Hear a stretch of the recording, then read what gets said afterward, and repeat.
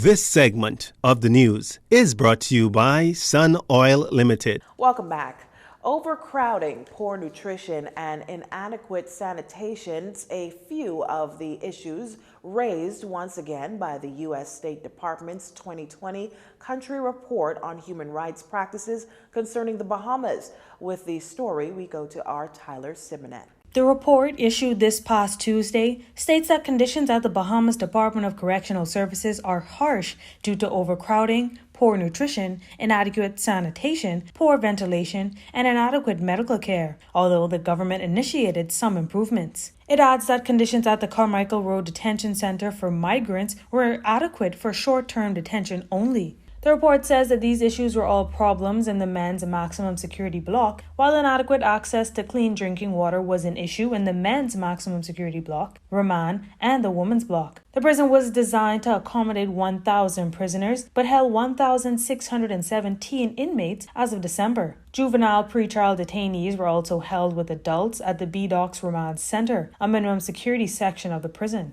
The State Department says the Bahamas government stated it complied with its legal obligations to provide for showering, exercise, doctor visits, lawyer visits, and visitation. And among male inmates, only those in the medium and minimum security wards were allowed to exercise daily, with the exception of weekends and holidays. Now, due to COVID-19, authorities limited non-prison food vendor sales and suspended meals brought by family members. Prisoners reported infrequent access to clean drinking water and an inability to store potable water due to a lack of storage containers. Maximum security cells for men measured approximately 6 feet by 10 feet and held up to 6 persons with no mattresses, running water, or toilet facilities. Inmates removed human waste by bucket. The State Department also noted that prisoners complained of a lack of beds and bedding, adding that some inmates developed bed sores from lying on the bare ground. Sanitation was a general problem, with cells infested with rats, maggots, and insects.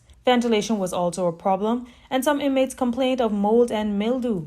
It says the government claimed to provide prisoners in maximum security areas access to toilets and showers 1 hour a day. The report indicates that the women's facilities were generally more comfortable, with dormitory-style quarters and adequate bathrooms. The availability of clearly labeled prescribed pharmaceuticals and access to physician care was sporadic, the report said, adding that prisoners consistently complained that prison authorities did not take their health concerns seriously. It says sick male inmates and male inmates with disabilities had inadequate access to the medical center. One inmate, who requested assistance for a series of medical complications, died at B-Docks in October. The report says the inmate's family had been permitted to provide him with nutritional supplements and healthy meals until the COVID-19 pandemic forced the prison to restrict visitors. Absent outside support and inadequate prison care, the inmate died in his cell. In February, the report noted that a correctional officer beat a prisoner, causing a leg injury that required surgery. The government stated it charged the officer with use of unnecessary force and referred the matter to a disciplinary tribunal at the Department of Correctional Services.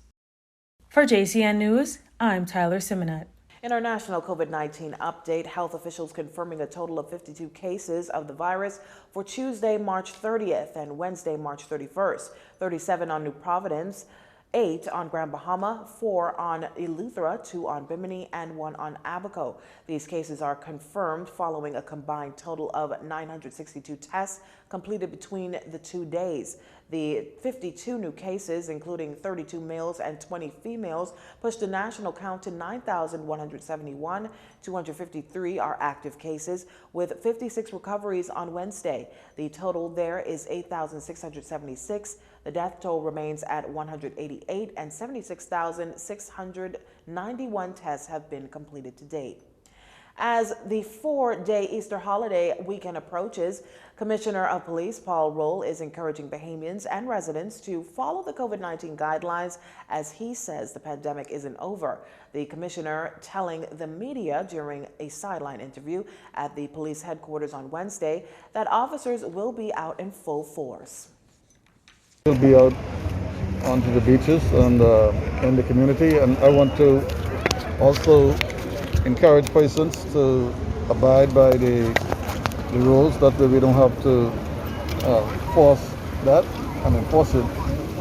We want people to be able to enjoy themselves on the beaches and just simply abide by the rules.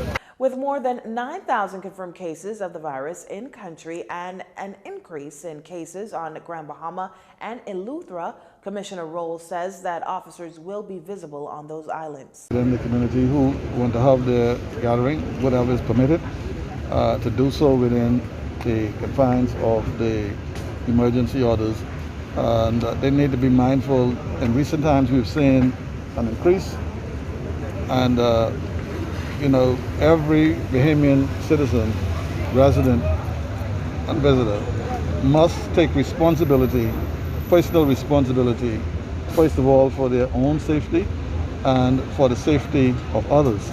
Once again, the top cop is asking Bahamians to be patient as the country continues to battle through the COVID-19 pandemic. And no matter what holiday it is, whether it's Christmas or Easter, every child looks forward to a gift. During the Easter holiday, kids typically receive a basket. Now, if any of you are along the streets of the capital, you'll find a number of persons selling baskets, but traditionally, everyone flocks to R.M. Bailey Park to buy a basket. Our news team spoke with the president of the R.M. Bailey Park and Allied Vendors Association, Karen Brown, who says that sales have been slow thus far, but she knows they'll pick up closer to the Easter holiday. Yes, people do come in demand for the traditional Easter basket. This was something that was traditional from when I was a child, so people do come in. However, we have the pandemic. I don't know how it will affect the sales, but many of the vendors are not out as yet. We know Bahamians are last-minute people, and we will be out here until Monday, the Easter holiday. So we expect business to pick up as usual later in the week. Mrs. Brown says close to 30 vendors usually come during the Easter holiday season. She noted last year, due to the COVID-19 pandemic, many vendors sold their baskets online, noting, however, that the sales were not as good for many. Asked what are some of the challenges vendors face this year, she says this. I could tell you that it has been difficult getting stuff from the U.S. So a lot of vendors haven't been out. Even the stores that we purchase from have limited items. Fortunately for me, last year I did prepare for Easter, but we couldn't come out. So I had stuff from last year that I was able to put down and put out. But for some of us, this is our only means of income. Overall, Mrs. Brown says she's hoping to see her vendors have a successful week. You're watching Jcn News. Stay with us. This segment of the news has been brought to you by Sun Oil Limited.